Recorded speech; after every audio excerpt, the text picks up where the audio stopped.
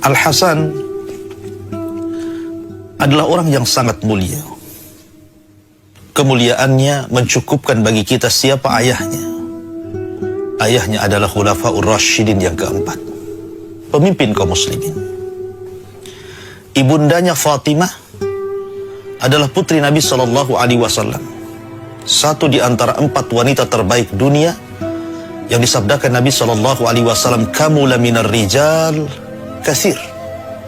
Laki-laki yang sempurna itu banyak. Walam yakmul minan nisa illa arba'ah. Dan tidak ada wanita yang sempurna kecuali 4 wanita.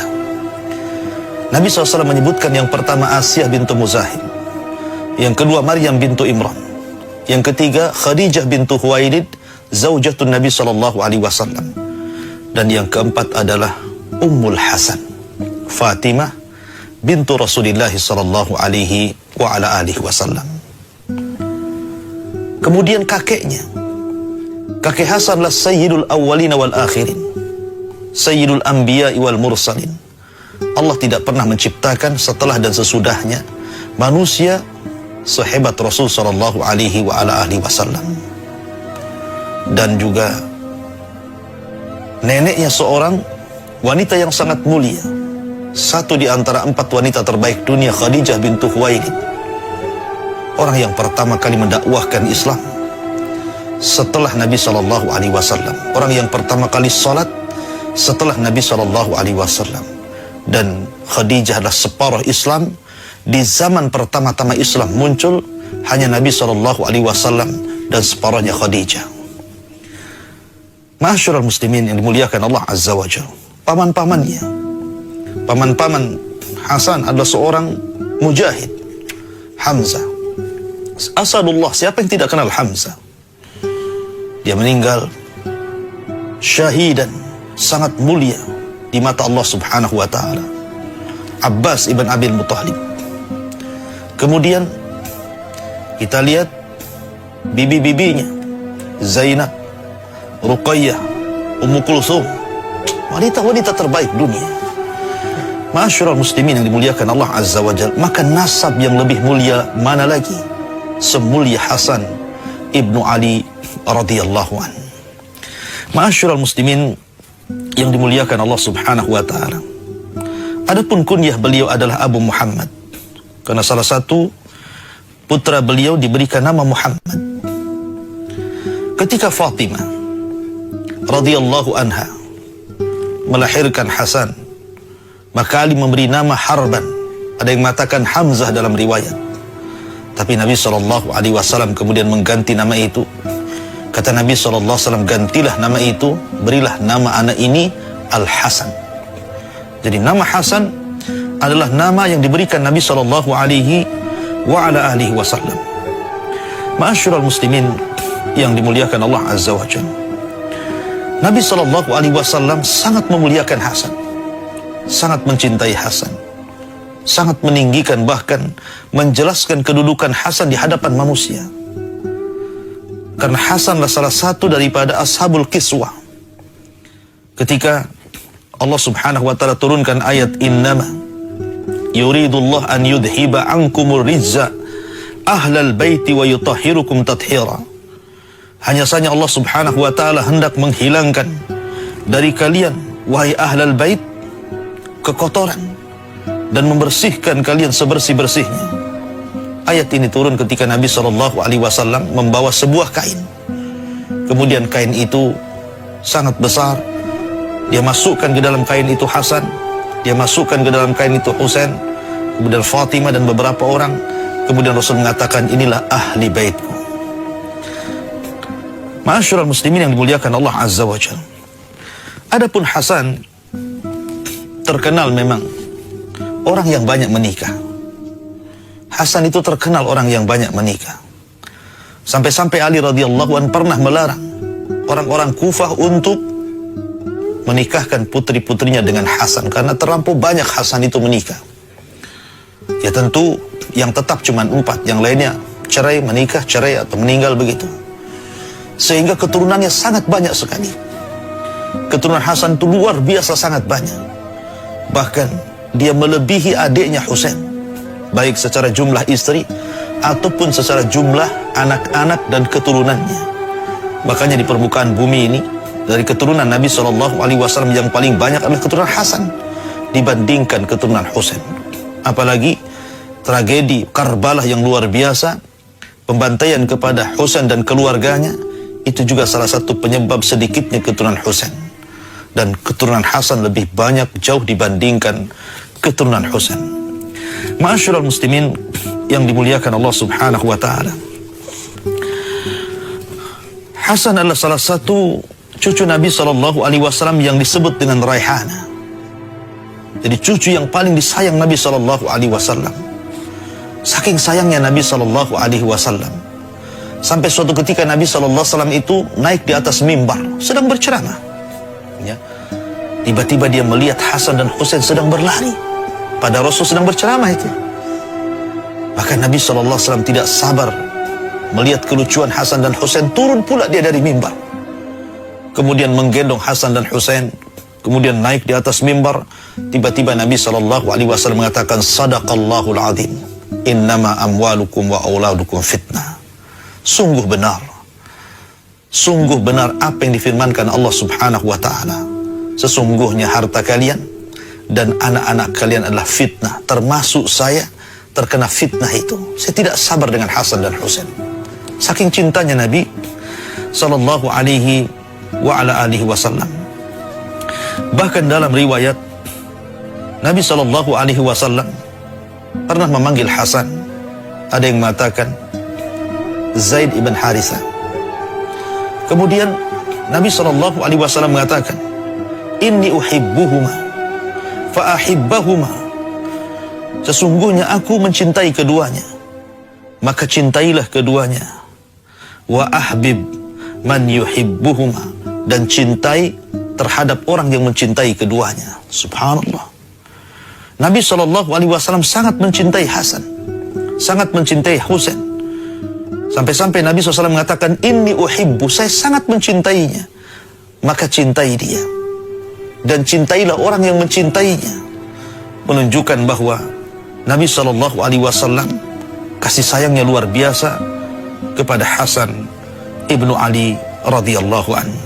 Sampai-sampai suatu ketika Nabi SAW sedang sholat, kemudian Hasan dan Husain naik di pundak Nabi SAW, sampai Rasul SAW ketika itu dalam posisi sujud.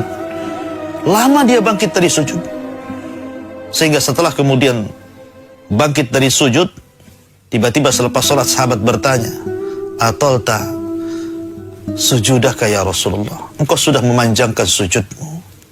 Saya takut kalau ada perkara lain atau turun wahyu kepada anda wahai Nabi SAW.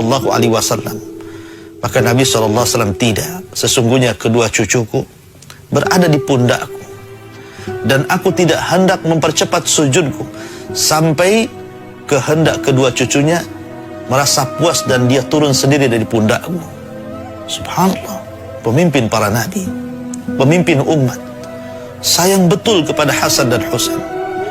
Luar biasa sayangnya Nabi sallallahu alaihi wa ala alihi wasallam. Ma'asyiral muslimin, para pendengar dan para pemirsa yang dimuliakan Allah Subhanahu wa taala. Bahkan saking sayangnya Nabi sallallahu alaihi wasallam, Rasul pun menjelaskan posisi Hasan dan Husain di hadapan manusia. Sampai-sampai Nabi sallallahu alaihi wasallam mengatakan, Al-Hasan wal Husain sayyida syababi ahlil jannah. Di hadapan para sahabat Rasul mengatakan, ingat bahwa Hasan dan Husain adalah pemimpin bagi kalian para pemuda kelak di surga. Subhanallah. Nabi SAW sudah mengatakan pemimpin, sayyid, padahal masih kecil, masih imut-imut, masih lucu-lucunya. Tapi Nabi SAW sudah mengatakan, Hasan dan Husain adalah pemimpin kalian, pemimpin para pemuda di surga. Ma'asyiral muslimin yang dimuliakan Allah Azza wa Jalla, sebagaimana ibundanya Fatimah pemimpin para wanita di surga, maka Hasan pun salah satu pemimpin para pemuda di surga. Ma'asyiral muslimin yang dimuliakan Allah Subhanahu wa taala. Bahkan Nabi SAW senantiasa memberikan tarbiyah terbaik. Sejak kecil Nabi SAW mengajarkan hal-hal yang boleh dan hal-hal yang tidak boleh. Saking cintanya Rasul kepada Hasan itu. Sampai-sampai dijelaskan oleh Imam Al-Bukhari dan Muslim dalam sahih keduanya dari hadis Abi Hurairah radhiyallahu an, ketika Hasan kecil mengambil butir kurma kemudian hendak menelannya, tiba-tiba Nabi SAW mengatakan, kuh, artinya muntahkan, amma alimta ana la na'kulus sadaqah. Bukankah kamu tahu bahwa kami keluarga besar ahli bait tidak boleh memakan sedekah? Ya, ahli bait tidak boleh memakan sedekah. Begitulah Nabi SAW mengajarkan ini boleh, ini tidak boleh. Padahal Hasan masih kecil. Memang betul-betul di atas tarbiyah Nabi SAW. Walaupun demikian, ma'asyiral muslimin yang dimuliakan Allah Azza wa Jalla, Hasan tidak hidup lama dengan Rasul SAW. Sepeninggal Nabi SAW pun dia tidak hidup lama bersama ibunya Fatimah bintu Rasulullah SAW.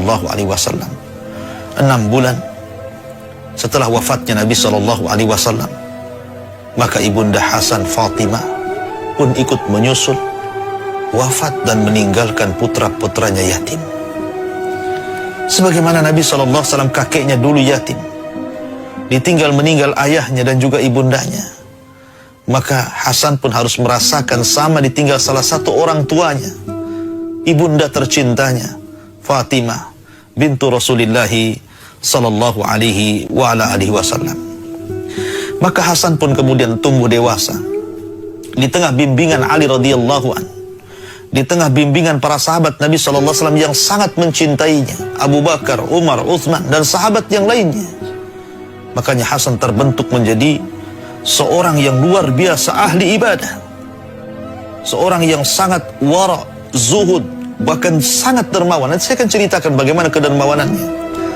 Tapi yang jelas bahwa dijelaskan Hasan Ibnu Ali radhiyallahu an, dia pernah haji sampai 15 kali dengan cara jalan kaki dari Madinah ke Mekah. Ini bukan perjalanan yang dekat, ya, perjalanan yang sangat jauh. Jalan kaki, walaupun dia pakai bawa unta dengan segala perbekalannya, tapi unta itu tidak pernah ditungganginya. Dia hanya memegang pelananya kemudian berjalan dari Madinah ke Mekah. Dia ingin menunjukkan tadallul, kerendah dirian di hadapan Allah Subhanahu wa taala. Sungguh-sungguh dalam melaksanakan ibadah. Dia betul-betul ingin berjihad dalam hajinya. Begitulah ibadah Hasan Ibnu Ali. Terkadang apabila selesai salat subuh di masjid Nabi sallallahu alaihi wasallam, dia tidak pernah beranjak dari tempatnya. Justru dia salat, terus berzikir kepada Allah Subhanahu wa taala sampai matahari meninggi satu tombak, kemudian dia melaksanakan salat syuruk. Begitulah penjelasan dari Al-Imam Ibnu Katsir rahimahullahu taala di dalam kitabnya Al-Bidayah wan Nihayah. Adapun kedermawanan Hasan dijelaskan oleh Imam Zahabi dalam kitabnya Syiar A'lamin Nubala dari Sa'id ibn Abdul Aziz. Dia mendengar Hasan ibn Ali radhiyallahu an. Jadi Hasan suatu ketika mendengar seorang laki-laki di sampingnya sedang berdoa kepada Allah Subhanahu wa taala meminta rizki. Jadi dia sedang di masjid, ada seseorang yang berdoa, Allahumma rzuqni, ya Allah berikan rizki kepadaku ya Allah. Allahumma rzuqni, ya Allah berikan rizki kepadaku. Hasan di sampingnya dan mendengar bahwa orang ini orang kesusahan sedang meminta rizki kepada Allah Subhanahu wa taala. Maka dia langsung pulang mengambil asyrata alaf. Bayangkan, 10.000 dirham. Kemudian dia mendatangi orang tersebut, kemudian memberinya, kemudian dia pergi. Begitulah kedermawanan Hasan Ibnu Ali radhiyallahu anhu. Bahkan apabila ada orang yang datang, mungkin bahasa kitanya menyodorkan sebuah proposal, maka Hasan tidak pernah membacanya karena dia tidak hendak membaca apa yang ada dalam surat itu, karena dikhawatirkan membaca aib orang, ya. Maka Hasan tidak pernah membaca. Ketika ditawari sebuah kertas isinya mungkin permintaan, meminta sesuatu, maka Hasan tidak pernah membuka, justru dia langsung mengambil uang yang banyak kemudian diberikan kepada orang itu. Begitulah Hasan Ibnu Ali radhiyallahu anhu. Ma'asyiral muslimin, para pendengar dan pemirsa yang dimuliakan Allah Subhanahu wa taala. Bahkan kalau kita melihat bagaimana Hasan ibnu Ali ini adalah manusia yang paling mirip dengan Nabi Shallallahu Alaihi Wasallam. Jadi Hasan itu subhanallah mirip sekali dengan Nabi Shallallahu Alaihi Wasallam. Sampai-sampai dijelaskan dalam sebuah hadis, dan itu yang menjelaskan adalah Ali radhiyallahu an sendiri. Ketika Ali radhiyallahu an mengatakan, man sarrahu an yanzura man ashbahun nas bi Rasulillahi sallallahu alaihi wasallam ma baina unuqihi ila wajhihi wa sya'rihi falyanzur ila al-Hasan. Kata Ali radhiyallahu an, siapa yang berkehendak untuk melihat manusia yang paling mirip dengan Nabi sallallahu alaihi wasallam dari leher, wajah dan juga rambut, maka lihatlah Hasan. Engkau akan melihat seolah-olah melihat Nabi sallallahu alaihi wasallam dari leher atau dari dada ke atas. Tetapi kata Ali radhiyallahu an, barang siapa yang hendak melihat postur tubuh Nabi sallallahu alaihi wasallam dari leher ke sampai ke kaki, maka lihatlah Husain. Jadi Hasan dan Husain itu kalau digabung seolah-olah seseorang melihat Nabi sallallahu alaihi wasallam. Tetapi Hasan jauh lebih mirip dengan Rasul, baik akhlaknya, baik kebaikannya, baik karamnya, ya, dibandingkan Husain radhiyallahu anhuma. Ma'asyiral muslimin yang dimuliakan Allah Subhanahu wa taala. Ketika Hasan hidup sampai di masa Abu Bakar Siddiq radhiyallahu anhu, kita tahu bahwa Abu Bakar itu sangat memuliakan Hasan. Sangat memuliakan Hasan dan Husain dan keluarga Nabi sallallahu alaihi wasallam. Bahkan Abu Bakar Siddiq radhiyallahu anhu sebagaimana dijelaskan dalam Sahih Bukhari, dia pernah mengatakan ketika ditanya oleh seseorang, karena Abu Bakar selalu mendahulukan kerabat Nabi sallallahu alaihi wasallam, maka Abu Bakar mengatakan, uhibbu ilayya an asila min qarabati. Saya cinta ya, untuk la qarabatu Rasulillah sallallahu alaihi wasallam ahabbu ilayya min an asila min qarabati. La qarabatu Nabi sallallahu alaihi wasallam, sungguh kerabat Rasul, ahabbu ilayya, lebih aku cintai, kata Hasan, daripada kerabatku sendiri. Subhanallah. Abu Bakar luar biasa, lebih mencintai ahli bait dibandingkan keluarganya. Ya, karena hubungan Abu Bakar Siddiq radhiyallahu an dengan Nabi sallallahu alaihi wasallam memiliki hubungan yang sangat spesial. Bagaimana tidak? Putrinya Aisyah radhiyallahu anha menikah dengan Nabi sallallahu alaihi wasallam. Artinya bahwa ada hubung kait antara Abu Bakar dengan keluarga Nabi sallallahu alaihi wasallam, bahkan dengan Nabi sallallahu alaihi wasallam.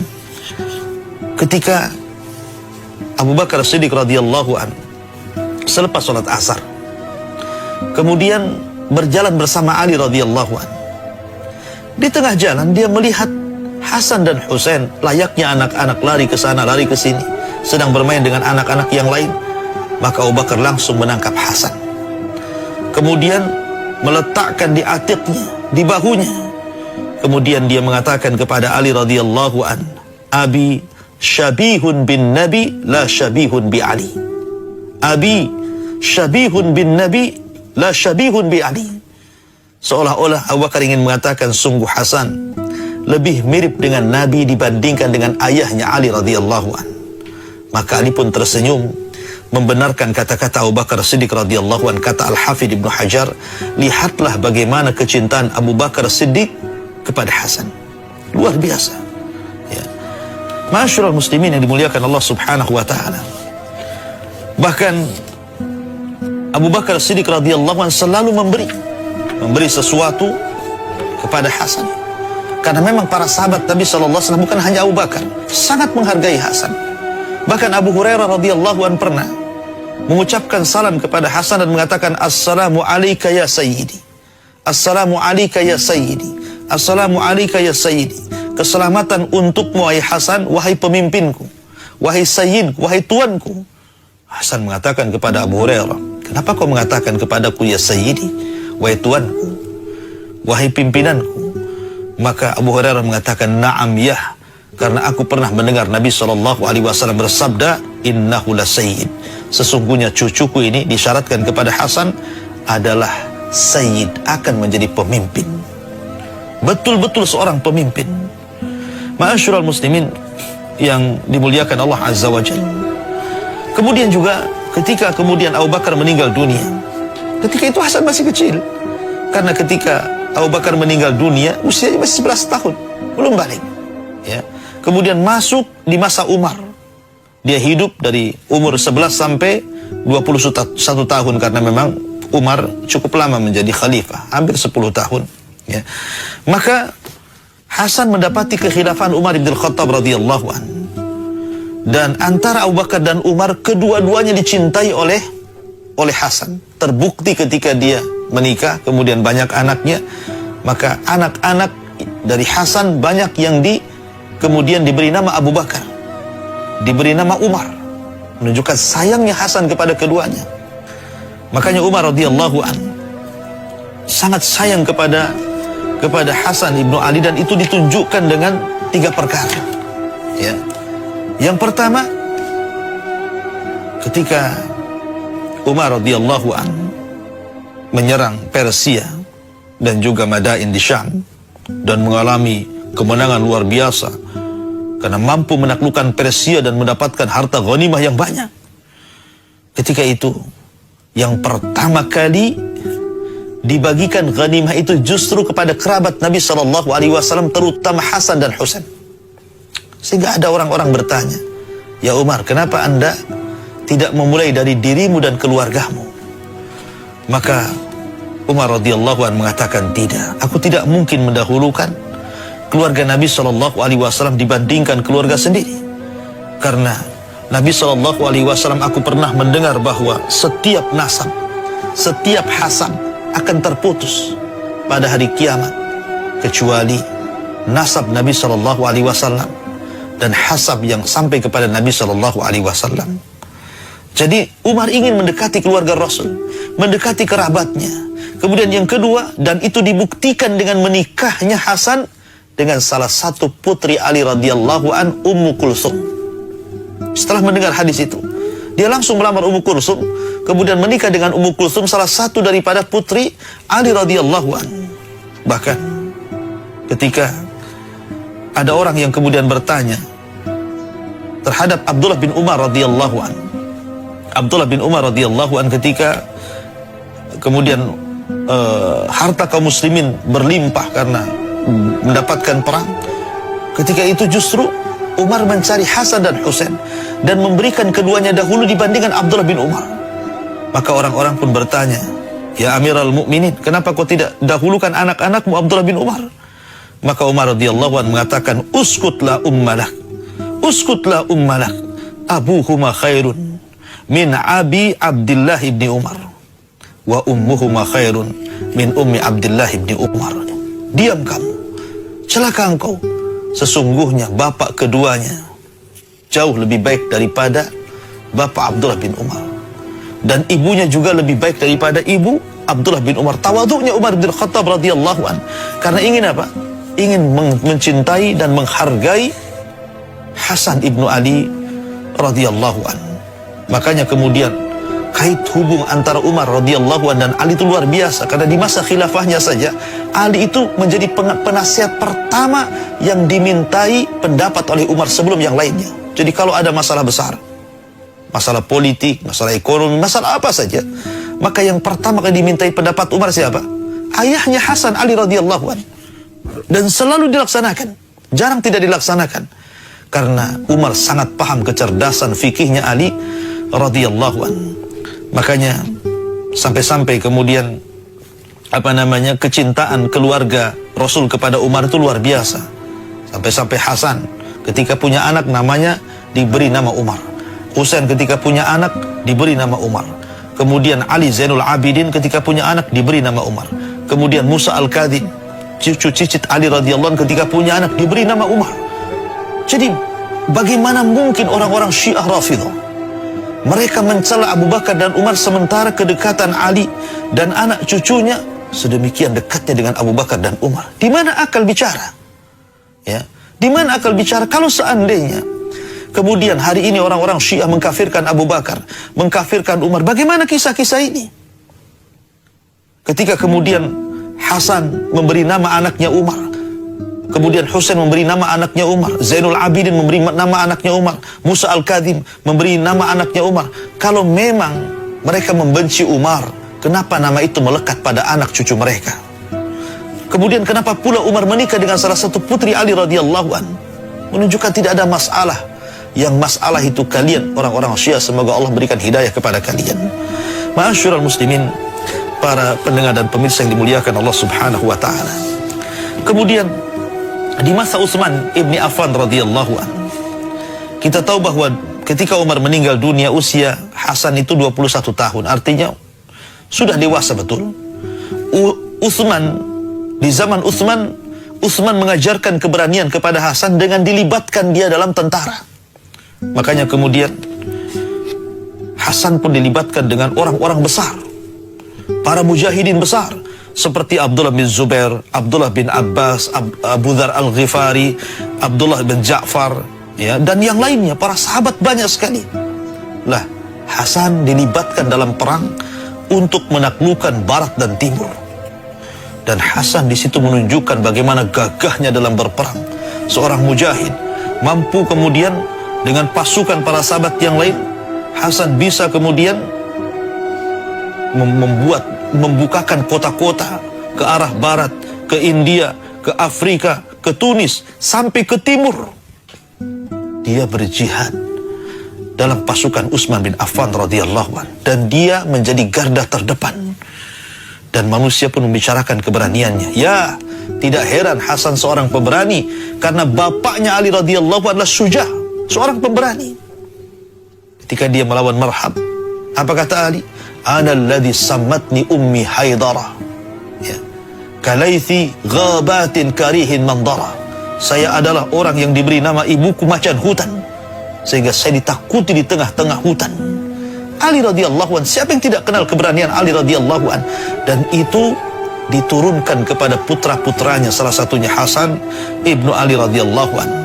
Ketika Hasan berbulan-bulan bahkan bertahun-tahun terus berjihad, sehingga bisa membukakan negeri-negeri kafir menjadi negeri-negeri Islam, seolah-olah Hasan ingin membawa risalah kakeknya Nabi SAW, bahwa Islam itu bukan hanya dikuasai orang-orang Mekah dan Madinah, tapi Islam ini milik seantero dunia. Itulah Hasan ibnu Ali radhiyallahu an.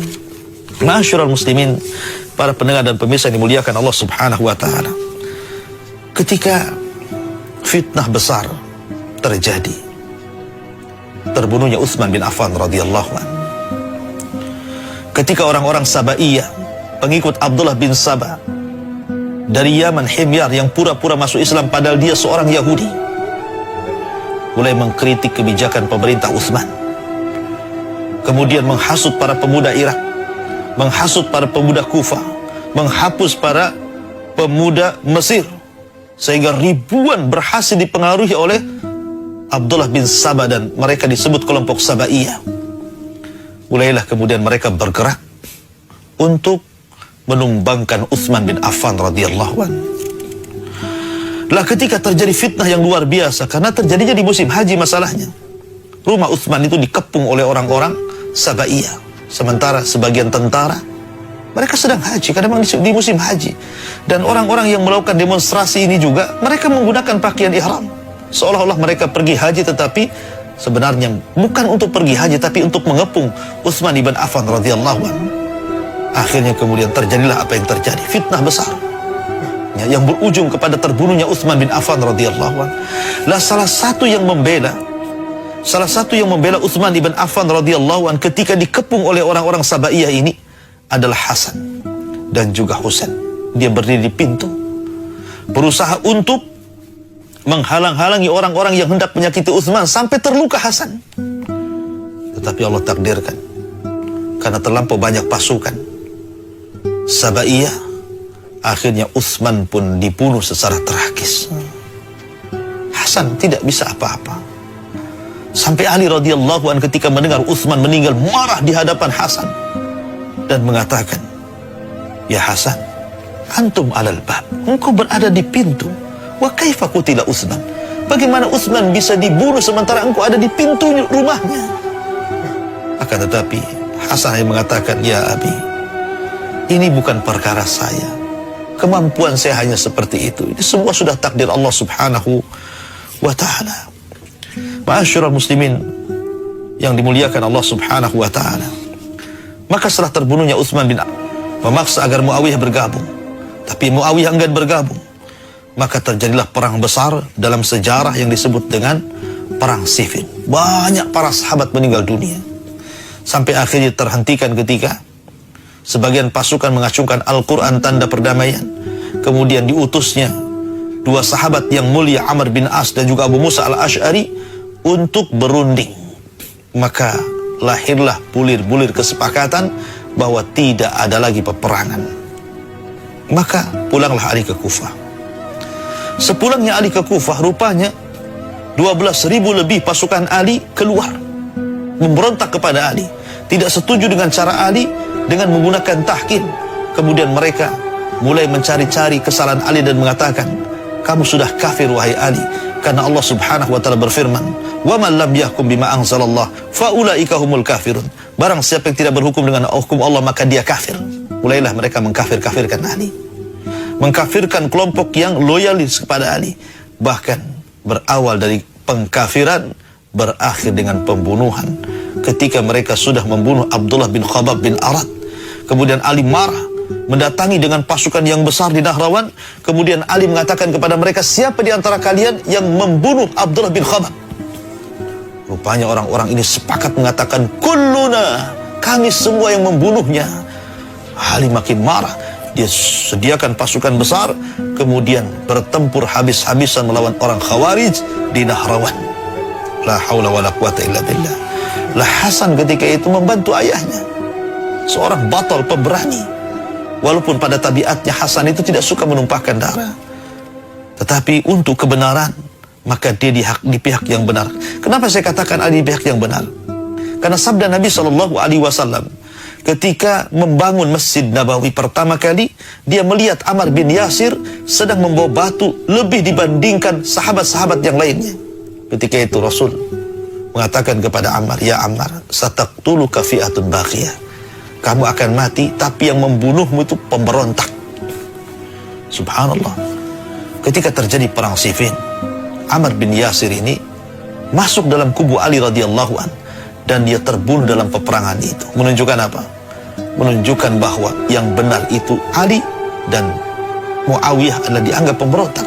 Makanya ketika Ali radhiyallahu an ditanya tentang mauqif Muawiyah bin Abi Sufyan, Ali radhiyallahu an mengatakan, hum ikhwanuna bagau alaina, mereka saudara kami, tetapi mereka melampaui batas kepada kami. Ma'asyiral muslimin yang dimuliakan Allah azza wa jalla, setelah perang Nahrawan inilah dendam kesumat orang-orang Khawarij kepada Ali radhiyallahu an, kepada Muawiyah bin Abi Sufyan semakin menyala. Maka diutuslah 3 orang, salah satunya Abdurrahman bin Mulzam, seorang hafizul Quran, orang yang hafal Quran, suaranya terbaik pada zaman itu, Abdurrahman bin Mulzam. Tetapi persis seperti yang disabdakan Nabi SAW, yaqra'unal Quran la yujawizu hanajirahum, mereka membaca Quran tapi tidak sampai ke tenggorokan mereka. Akhirnya kemudian dalam satu waktu di bulan Ramadan, tepat pada tanggal 17 Ramadan, 3 orang ini bergerak dengan pasukan kecil untuk membunuh serentak Ali radhiyallahu an, Amr bin As, dan juga Muawiyah bin Abi Sufyan, karena mereka menganggap 3 orang ini dalang keonaran. Itu menurut prinsip orang-orang Khawarij. Diutusnya Abdurrahman bin Mulzam dan berhasil membunuh Ali. Dibunuh Ali ketika hendak sholat subuh. Kemudian yang lainnya menghadang Muawiyah bin Abi Sufyan, tetapi Muawiyah selamat, tetapi terluka perutnya, sehingga dokter akhirnya memberikan obat kepada Muawiyah, dan obat itu menjadikan mandul selamanya. Muawiyah tidak punya anak kecuali 1, Yazid bin Muawiyah. Adapun Amr bin As lolos, karena ketika dia hendak sholat subuh yang menjadi imam adalah wakilnya, karena dia sedang sakit perut. Maka dia tidak jadi dibunuh dan tidak berbaku hantam dengan orang-orang yang diutus orang Khawarij. Ma'asyiral muslimin yang dimuliakan Allah azza wa jalla, setelah Ali radhiyallahu anhu kemudian meninggal dunia, maka kemudian kekhilafahan jatuh kepada anaknya Hasan ibnu Ali. Maka seluruh penduduk Kufah, sebagaimana mereka mencintai Ali radhiyallahu an, maka mereka juga cinta dengan Hasan. Bahkan semakin banyak para pendukung Hasan dibandingkan pendukung ayahnya sendiri. Ya, wajar karena juga akhlaknya Hasan. Ya, akhlaknya yang baik, tutur katanya yang baik, kemudian kedermawanannya. Pokoknya Hasan itu mirip dengan Nabi SAW. Sehingga orang yang mencintai Hasan jauh lebih banyak dibandingkan ayahnya. Sehingga banyak orang-orang yang kemudian ingin membaiat Hasan ibnu Ali. Tetapi Hasan ketika itu memberikan syarat. Apa syaratnya? Kalian boleh membaiat diriku, tapi syaratnya tusalimuna man salam, ya, wa tuharibuna man harab. Kalian harus memaafkan orang yang minta damai, dan kalian boleh memerangi hanya untuk orang-orang yang memerangi kalian. Maka kita tahu bahwa ketika Hasan menjadi khalifah, dan ingat Hasan itu Khalifatul Rasyidin yang terakhir. Dimulai daripada Abu Bakar, kemudian Umar, kemudian Utsman, kemudian Ali, kemudian Hasan. Ya, karena Nabi SAW yang mengatakan bahwa kekuasaan ala minhaj nubuwah itu hanya 3 tahun. Setelah itu berganti kepada kerajaan yang penuh dengan rahmat. Lah, Hasan ini sebagai penutup dari 30 tahun itu, walaupun kekuasaannya hanya 6 bulan sekian, tetapi itulah penutup angka 30 yang disabdakan Nabi SAW. Dialah khulafaur rasyidin. Ma'asyiral muslimin, ketika itu Hasan mengatakan kepada orang-orang yang hendak baiatnya, kalian boleh membaiatku, tetapi maafkan orang yang berdamai dengan kalian dan perangi orang yang merangi. Seolah-olah Hasan ini membuka pintu berdamai dengan pasukan Muawiyah, karena Hasan tahu kekuatan Muawiyah seperti apa, tentara Syam itu seperti apa kuatnya, dia paham, ya.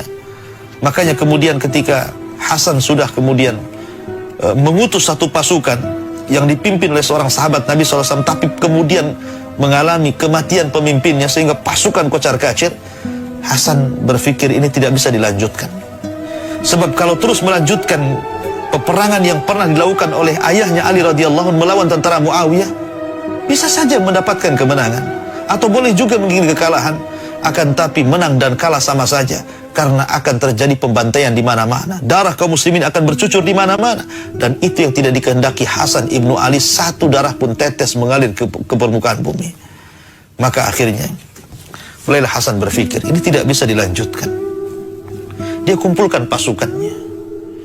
Kemudian ketika mengumpulkan pasukan, bergeraklah Hasan dari Irak menuju Syam. Ketika Muawiyah mendengar ada pasukan besar yang dipimpin langsung oleh Hasan bin Ali, maka Muawiyah pun membuat pasukan besar untuk melawan pasukan Hasan. Tapi kemudian Muawiyah mengutus 2 orang yang amanah dari sahabat Nabi SAW untuk datang kepada Hasan dan melakukan perdamaian, dan Hasan menerimanya. Akhirnya tidak jadi perang. Kemudian Hasan pun termenung, memikirkan jalan terbaik, jalan yang paling baik bagaimana supaya tidak tertumpahkan darah. Akhirnya Hasan pun terpaksa harus tanazul. Dan ini persis seperti sabda Nabi SAW. Kata Nabi SAW, sesungguhnya Hasan adalah sayyid, dan dia akan memperbaiki 2 kekuatan yang sama-sama kuat, yang hampir siap menumpahkan darah kedua-duanya. Persis seperti sabda Nabi SAW. Maka terpikir ke situ, Hasan ingin tanazul, ingin menyerahkan kekuasaannya kepada Muawiyah. Maka Hasan pun berceramah di hadapan manusia. Rupanya manusia tidak suka dengan Hasan. Sebagian mereka mengamuk, merusak tempat-tempat ibadah, sampai ada yang berhasil menusuk Hasan sampai terbaring beberapa hari. Ma'asyiral muslimin yang dimuliakan Allah Azza wa Jalla. Sampai suatu ketika memang betul-betul mau tanazul, maka Hasan berkhutbah lagi. Tiba-tiba ada seorang namanya Abu Amir, ya, kemudian menghadap Hasan dan mengatakan, "Assalamu alayka ya mudhillil mu'minin." Keselamatan bagimu, wahai orang yang menghinakan kaum muslimin, merendahkan kaum muslimin. Harusnya dia mengatakan keselamatan bagimu orang yang memuliakan kaum muslimin, tapi di balik kata-kata itu, saking jengkelnya kepada Hasan, kenapa kemudian di kekuasaan diserahkan kepada Muawiyah?